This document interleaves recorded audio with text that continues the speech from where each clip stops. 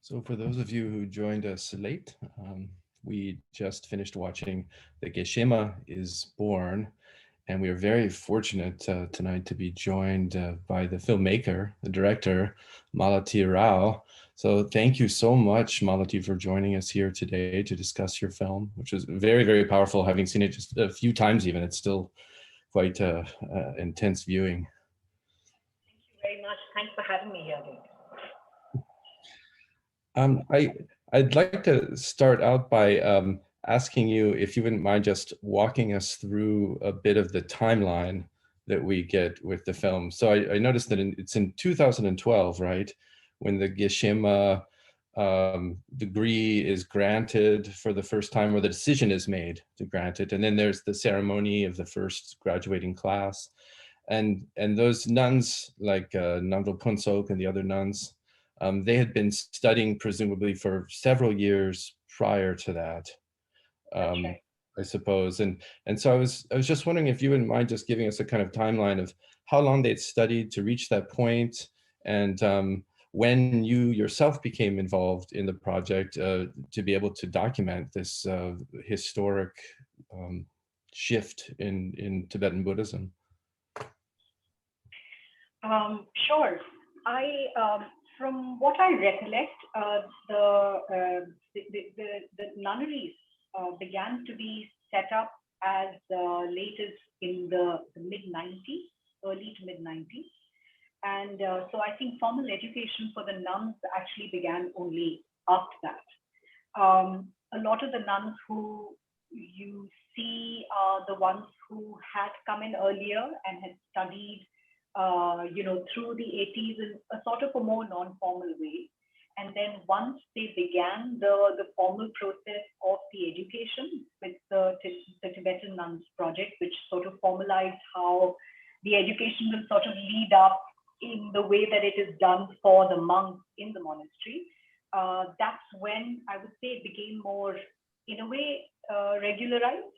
And it is, I think the discussions for the Bhikshuni ordination as well as the Geshemas came in much later. But the whole idea was that as they keep studying, they will reach a point where you would need to give them the Bhikshuni ordination so that they can move from being novice nuns to being Bhikshuni, so that the text further on will be available to them.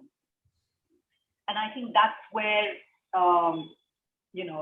the problems or the sort of issues sort of sprung up. And so I think, as the Dalai Lama says, there were a lot of discussions and meetings and seminars which were sort of planned to allow for this to happen, for the possibility of Bhikshunis to exist, even though the lineage seemed to be broken. And I don't think that met with much success. And I think it was by 2012 when they said, okay, let them sort of not follow the Bhikshuni route, but still make the text available to them so that they can continue with their education. And so that's another, so from 2012 to 2016 is when the last element of their studying happened, past the Vinaya, which they couldn't access. And then in 2016 is when, 20 nuns were ordained. That's fascinating. Thank you. That's very clear. So for those of you in the audience who aren't familiar with what the Vinaya is, those are the rules, the monastic rules that fully ordained nuns and monks would be beholden to follow as part of the order. So as I understand it, that's really in the formal educational system, that's the last thing that the monks and the nuns would study.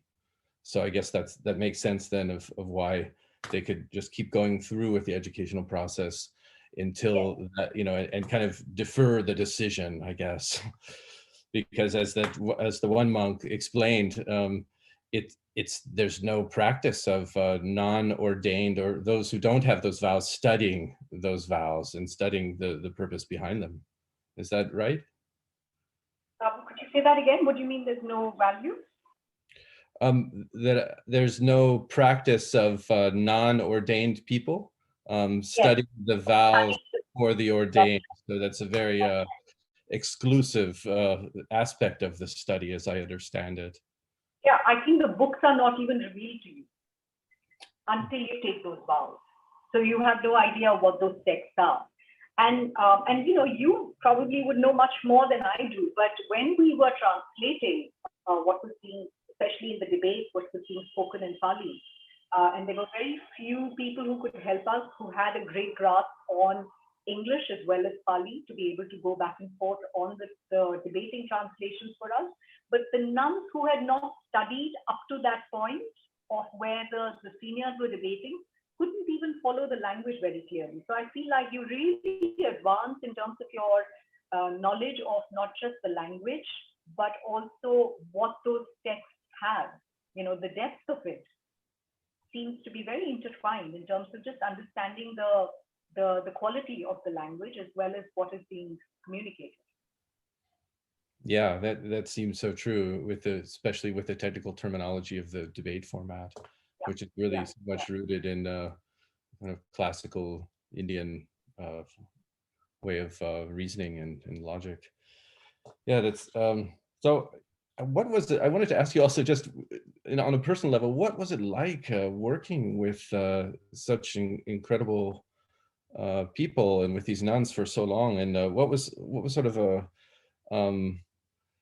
the most interesting takeaway for you in terms of because you must have been spending quite a lot of time together over the course of the filming, so that's something I've wondered about. Yeah, I mean, I was new to this world. It's actually my producer, Rajiv Mehrotra, who is a Buddhist, a practicing Buddhist. He was familiar with what was going on within the sort of the culture of the Tibetan Buddhists. And so when I was, sort of introduced to, do you think that you would be interested in a film to be made here? And when I met the nuns first, the first barrier was really language. I thought they were shy and they weren't speaking, and they also really timid in a way. And I felt like, let's see what happens and how, because I'm not religious, or I don't sort of subscribe to a particular system in that sense. So I wasn't sure how to go about it. But the more I stayed with them, and the more the translations and having a translator around sort of helped in speaking with them and knowing their background and really where they were coming from and what their interests were. I sensed that for a lot of them, being a nun was actually not something which was just settling into a system, but really breaking the mold in terms of what was an expectation from the society for them. So for them, it was very liberating to be a nun and not be sort of tied down to the idea of a family and children and husband and all those sort of trappings.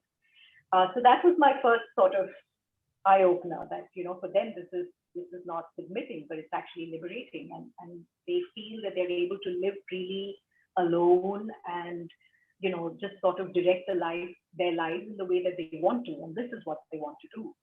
And the other thing which I also, as we became friends, and you're right, we spent a lot of time, we met some of the nuns when we were filming with them in Dharamshala, and then over the ceremony, and also after that.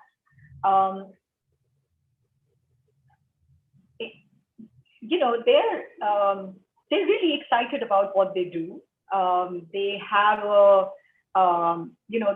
I also felt that, within my own education, which comes from a more sort of a Western form of, I went to to Delhi University, and the college where I studied was set up by the missionaries, and so to me, the education that I have had largely followed a more sort of a Western thought and Western paradigm. And so at first, the ideas that look at, feminism and equality were really coming from there. And the more I spoke to the Western nuns, who were much more articulate, and, language being one of such a strong way in which you can connect, I felt that, with this whole, especially with the Bhikshuni question, there was a clear sort of fact that all said and done, there is still no equality because Bhikshuni ordination has not happened. But when I would talk to the Tibetan nuns, the Himalayan nuns, many of them felt that it was, it was not that important for them. It was not something that was a make or break in that sense. And some of them even distanced themselves from it and said, we actually don't want it. And at first it would surprise me. And I was like, come on already. Of course you want it. And, the idea of equality is so that that separation isn't there and keep up with the times. And we don't need to really look at this as something which is, like a peace offering, ought to be demanded. And then the more I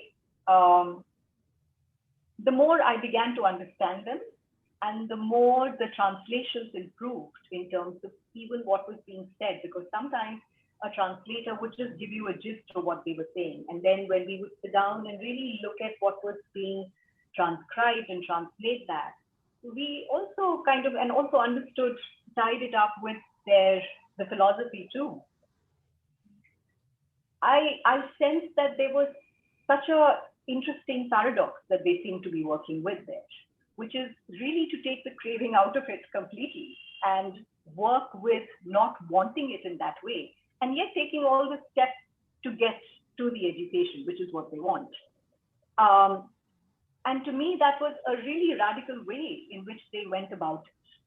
And that's essentially what I felt I wanted to bring forth in the film as well, that there was the fact that they were nuns and really looking for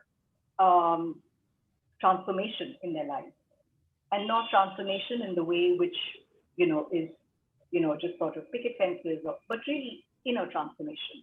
And to see what you crave the most and put that aside, and yet follow, not come from a place of hate, not come from a place of, any sort of desperation, but really from a resolve of what they want and move towards that. So, I mean, I would say, whatever you're working on, at least for me, comes at a time in your life when you really need it. And I feel like this understanding was something that I really got. And I'm forever grateful for that. That's really fascinating. Thank you for sharing that reflection with us. That's it really comes through in the film, I think, quite strongly, and especially in the scene with the young nun who's giving this very impassioned plea for the reinstitution of the full ordination lineage, the Bhikshuni ordination lineage, but from the perspective of the how that will benefit the education, really, not necessarily from the perspective of what one might expect, as you say, but really, okay, well, if we don't have this, we can't really complete our Geshema training, we can't study the Vinaya, and our education is incomplete. So it was really coming from the perspective of sort of benefiting their studies in Buddhism and benefiting the Buddha Dharma, really, eventually. So I thought that really came out there, but also throughout in a really fascinating and in many oblique ways, sort of indirectly throughout the film.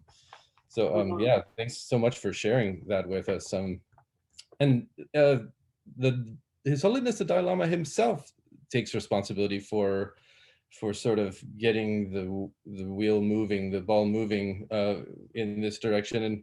And I'm just wondering, to what extent do you think there's been, or did you hear of resistance about this, or were there other authoritative lamas or maybe monks who are sort of not exactly on board, more conservative factions, maybe? Oh yeah, I think that's something that has accompanied this journey throughout. I remember some of the nuns who were part of some of these conferences. I remember Ani Corona, who's based out of Germany, sharing with us that one of the conferences that she went for, which was the Bhikshuni Ordination Conference, she went as an observer, and she said the resistance was so strong. Like there was the monks would say that if you allow women in, from not as simply as novice nuns, but as bhikshunis. Um, the Buddha himself has said that this is going to spell the end of Buddha Dharma in the next 500 years, and there were counter arguments as well. And I think in that sense, the sort of the framework of dialectics within Tibetan Buddhism really held this discussion very interestingly, because they always sort of seem to locate it within that sense of dialectics, that this is one position, and then there is this other position that, look, has it been destroyed? We have existed, women have existed within the Sangha, it has not been destroyed. So, that sort of went on, but from all sources, one hears that there was always a sense of either active opposition or some research emerging or some resistance emerging, which would come in the way.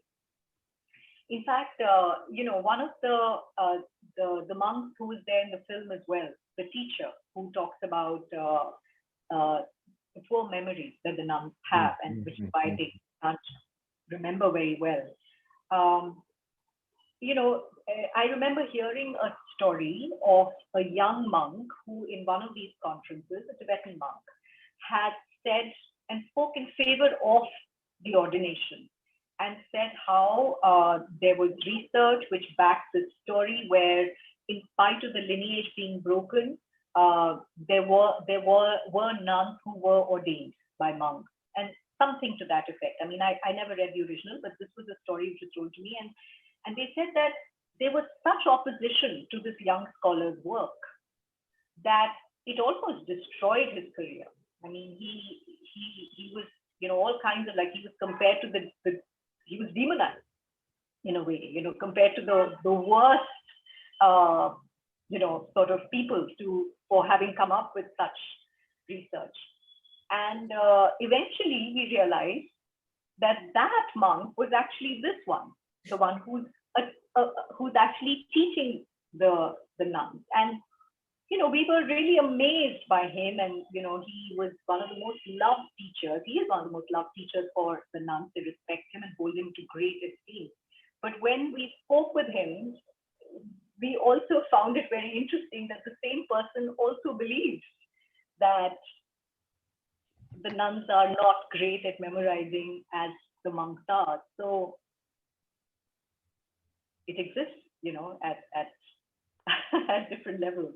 But there is opposition. But what I also noticed, and I think that this is the great victory here, is that the fact that when the Geshema, ceremony happened, and they were given the certificates to have graduated from the university, all the monks and the entire Sangha, sort of the heads of the Sangha, sort of came together, and they were there.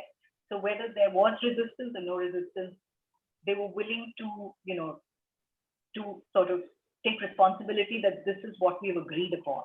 And I think that's the way forward. I think the Dalai Lama sort of sets the path, and the beauty is that he allowed for the society to come up to that place where the agreement was really intrinsic instead of something that was imposed. And I think they arrived at it. I mean, coming from my own sort of in India, there was a temple in the south of India which wanted men who already visit the temple, I think the Shiva temple, and then the women were also interested in visiting it, and there was such opposition, and then there was a Supreme Court order which allowed for women to go in, and there was great opposition. So I mean, to have a rule come down without having sort of civil society conversations around it just feels very forced, and that the sort of separation, or the fact that men are allowed and women aren't, and this kind of separation kind of just persists instead of finding a way to actually be understood and dissolved, which I think the Tibetan society is. Yeah, that's a interesting observation, because it really reflects quite well what His Holiness the Dalai Lama said. Well, he sort of promoted the idea that he of course he couldn't do anything about the Vinaya rule, but he promoted the Geshema educational system, and that those degrees should be granted, and that some sort of some kind of an amendment should be made with the Vinaya and what have you. And then that kind of enabled a whole context to form around it, which is quite interesting in light of what you're saying. That's right. Yeah, that's quite interesting. Yeah, I'm wondering about the future. So since you've made your film, have there been, is this an annual thing? Is it sort of that every year there are now Geshemas that are being recognized, and with the title conferral and the ceremony and all of that? Yes, yes. I think, when I think the second year, there were 10 more nuns who, 5 or 10 more nuns who got the degree. And in fact, the one who is holding the argument, where she's the piece that you sort of just brought up about how she's saying that, you should be allowed, and it kind of affects our studies. She was one of the nuns who graduated in the second year, and she couldn't be in the first year because she had malaria or something. She fell sick, but she was actually part of the first group of nuns, and she couldn't make it. But then she did in the second year, and subsequently another 4 or 5. So I think it is the numbers are there, and it's happening every year. More nuns are being given the Geshema degree. The first set of nuns, which is Namdol and her sort of colleagues, they are now studying the Tantra, which till now had not been accessible to women. So I find that incredible that, to just sort of have these texts be gleaned by these nuns, to be read by the nuns and then taught. The effect of that is incredible. I mean, these are texts which so far have been located within such a strong sort of a sense of a male gaze, that to then have women bring in their scholarship into the work and present their perspectives. I mean, it's really incredible. That truly is, because that's, yeah, as you are surely aware, the Geshe system is, once you get the Geshe degree, the best among them would then go on to study the Tantras. So that's being that path is being followed then by the Geshemas too. That's absolutely wonderful. Sort of, because Namdol is from Kopan, from Nepal. You're familiar with Kopan. Yes. And they all moved right after the Geshema degree. Once they got it, they've all moved to Dharamshala for a year, and then they stayed there for a year or two to study the Tantra. And I think that's completed now, and they've gone back to their nunneries. So, the Tibetan Nuns Project is also supporting their education and seeing what is the next step that they can take, and and so that it's really opened up avenues which were completely unavailable to them within the Sangha, within a very conservative Sangha, Yeah, that's really rich. I know with the Geshes, with the male Geshes, they then are sent sort of out to different institutions, and then that they become teachers elsewhere. Is that pattern also being followed with the Geshemas? Absolutely. They've been hired. Some of them, I mean, from what I can keep up with, some of them have been hired by some of the nunneries, and 2 of them I know are teaching within Dharamshala in some of the other nunneries which are there. One which is run by Geshema Tenzing Pamo. I think one of the nunneries there, one of the Geshemas is teaching there as well. So I think that's the next course, that they're getting into teaching and sort of moving out of their nunnery. Oh, that's wonderful. Yeah, so I can see how the new institutes maybe will be starting and flourishing, and throughout the region. That's wonderful. Yeah. So we only have about 5 or 6 minutes left. I know it's not much time, but what do you think about fielding a few questions from the audience at this point? Sure. That'd be great. Okay. Hello, Ralph. Hi, Ralph. Hello. So there's one question from Deborah. that asks, did I pick up a hint that in the future, the Dalai Lama or Panchen Lama may be reincarnated as a female? I think that is what the Dalai Lama has said at multiple occasions, that it is entirely possible that the next Dalai Lama may be a woman. I mean, I'm not sure what more I can say for that, but I think that given his own position about it, that's possible. Although with the Panchen Lama question, I'm not even sure where that is, because it's so sort of, it's so rife with politics and everything that's happening between, I mean, I don't know about the Panchen Lama and where that stands, because of China and the fact that the Panchen Lama has not been seen for all these years. James, I don't know, you may have more knowledge about it, but at least from what I have read and heard the Dalai Lama say, he says it's entirely possible. And also there have been great, Dakinis in the past who have, I mean, they've all shown great potential to be transformed. And so I don't think there is a doubt that that's possible.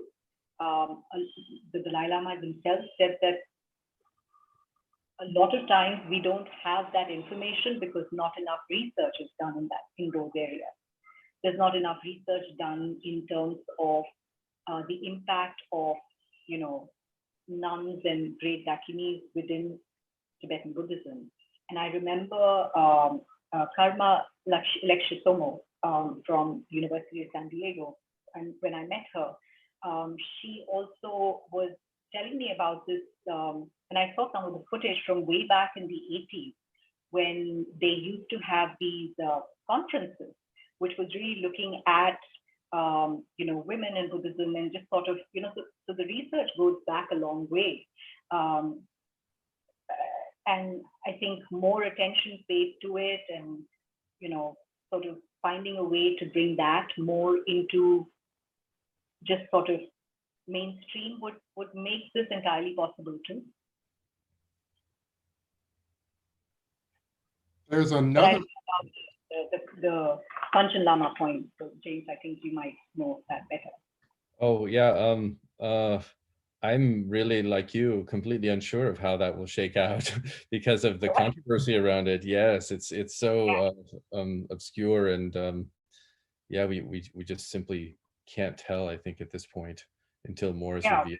From what I understand, the way in which the next Panchen Lama is named is that the Dalai Lama, sort of leads the search, and the next Dalai Lama is by the Panchen Lama leading the search, right? That's how it works. Yes, and there's talk of of Beijing sort of taking control of that process for the next Dalai Lama, and there's that whole struggle around who has the authority to do that.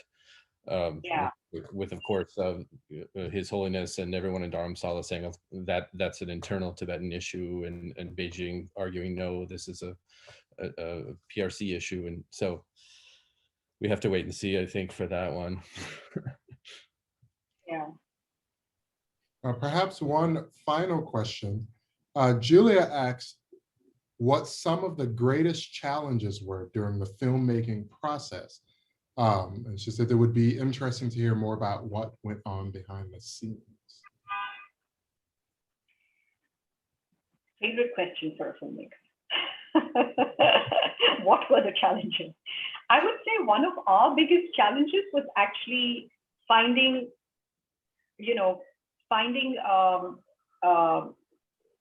experts and people who would be able to translate, because translation has been such a challenge, and I feel like especially, we were able to have what they call lay people do the translation for the interviews, just regular people who know, so I could speak to, say, some of the students who are doing mass communication and then sort of find them, help me with some of the interviews, for example.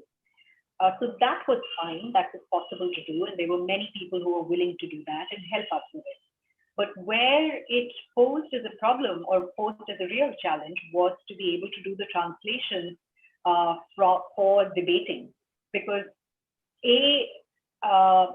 the pattern of the speech itself is very fast, and almost with there's no pause, and there's no there's no comma. It just goes in one quick sort of speech pattern, and so how do you find a way to translate a language that is so complex in terms of its meaning and moving so fast for the visual medium? Because unlike a book where you could sort of labor over those words, when a debate is going on, there is only that much, sort of say a few seconds or 12, 15 seconds for which that particular part is spoken before they move to the next. And so what is the best way to find the impact of what they are saying in English? And the debates particularly are incredibly complex and so layered. So I think that was really challenging for us. Luckily, we met a very helpful sort of PhD student who was at the Center of Dialectics in Dharamshala, and he, Atisha Mathur, he helped us immensely with the translations. But it took us a while to be able to do it, and we had to sort of do it when he wasn't studying for his exams and go through that. But I would say that was definitely a challenge. The other was when we were filming during the ceremony, the layers of security that are there when the Dalai Lama steps out of Dharamshala. And, you have the Indian police, which is, which the Karnataka police, which is there, and they're rough. So we had to really sort of get past them. Then there is the Tibetan police, which is, sort of, again, responsible for the security. And so just to go through layers and layers of that kind of protocol, when nobody quite, knows exactly what is going to happen because it's happening for the first time, never has the ceremony happened, was the other thing. The third, which actually is connected to the fact that it's never happened, is that for us, when we were filming, everything seemed so critical because it's never happened before. And so every ceremony seemed like we just had to film it as closely and minutely as possible so that we wouldn't miss out on any gesture, which would then be important later. And we'd be like, oh my God, we didn't even know that this held this much importance. So, and then because it's not the language that, you could just pick up while filming, it was really sort of understanding and being there minute to minute and capturing whatever you could. So ultimately we had hours and hours of footage from the 15 days when the ceremony took place, and I think it came to about, say, 10 minutes in the film. So yeah. Thank you. You're welcome. Thank you. Well, I think our time is up here, and I just want to thank you so much once again, Malati, for joining us and for allowing us to screen your fabulous film, and for answering our questions and discussing your impressions and your process with us. Thanks so much. Thank you very much. This was a real pleasure, and I'm so glad you screened the film, and I'm glad people, from your university got a chance to watch it. Thank you to the whole Center for Buddhist Studies for inviting me, and thank you very much for your time. Thank you, and have a good rest of your morning, I guess it is. Yes. It's about, it's 10 o'clock. I have the whole day ahead of me. So That's great. Something to take care of early morning.